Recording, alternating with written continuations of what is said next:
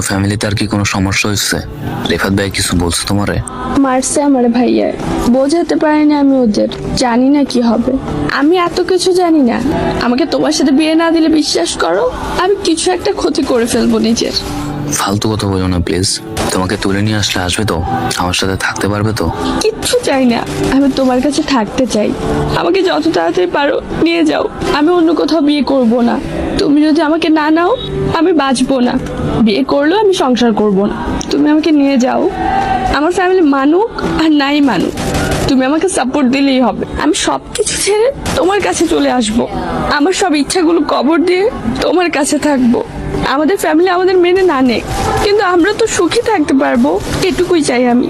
ঠিক আছে তনু, তুমি জান্নাত আপুর কাছে তোমার সবকিছু স্কুলের ব্যাগে করে নিয়ে রেখে আসবে।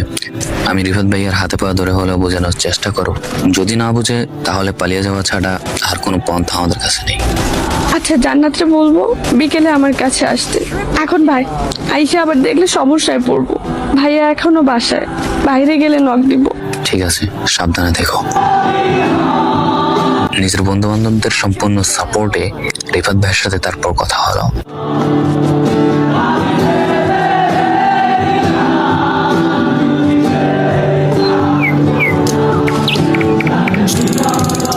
দেখুন, আমি বলবো না আপনি আপনার বোনকে উঠিয়ে নিয়ে আসবো কিংবা ভাগিয়ে নিয়ে আসবো। আমি যদি তনুরে বলি তুমি আমার সাথে চলে আসো, ও তেমন কিছুই ভাববে না, চলে আসবে আমার সাথে। তুমি হয়তো আমার ব্যাপারে খুব কমে জানো, আর আমার ফ্যামিলির ব্যাপারেও। ও জানেও যদি তোমার সাথে চলে যায় তাহলে আমরা কি কি করতে পারি, আর আমার থেকে তুমি আমার বোনকে বেশি চিনো না। দেখুন, আমি জানি তনু আপনার কলেজের বোন, কিন্তু এটাও মনে রাখবেন ওর একজন জীবনসঙ্গী দরকার। আর আপনি আপনার বোনকে যতটা চিনেন আমিও তার চেয়ে ওরে কম চিনি না। তার রিলেশন হয়তো আমাদের 2 বছরের, কিন্তু আমিও তনুর ব্যাপারে কম জানি না। দেখো, তুমি আমার বয়সে অনেকটা ছোট। তুমি যেসব চিন্তা ভাবনা করো এসব চিন্তা ভাবনা খামাখা। আপনি যেহেতু আমাদের থেকে বড়, সেহেতু বিচ্ছেদের যন্ত্রণা আমার থেকে আপনি ভালো বুঝবেন। তোমার সাথে এসব বিষয়ে কথা বলার মোটেও আমার মুড নেই। আর আমার বোনের পিছু ছাড়ো, পরে আমরা বিয়ে দিয়ে দিব। কোনো সমস্যা করতে চাইলে ফেস টু ফেস দেখা করো। ভাই, আমি বলবো না আপনি তনুকে অন্য একটা জায়গায় বিয়ে দিবেন না, সমস্যা নেই, বিয়ে দেন।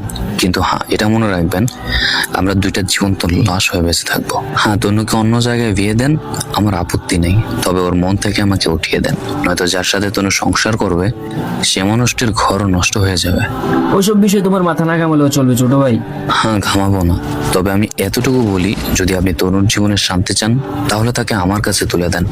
আর যদি লক্ষ লক্ষ টাকা চান তবে আপনার পছন্দের ছেলের কাছে আপনার বোনকে বিক্রি করে দেন।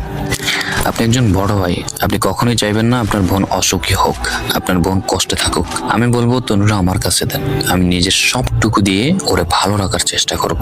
ছোট ভাই, কালকে দেখা কইরো আমার সাথে বিনম্বর স্কুল। ঠিক আছে, আমি একাই আসবো।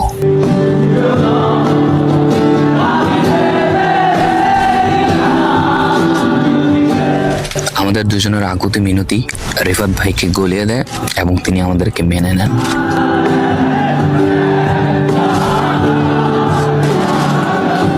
ভালোবাসতে হলে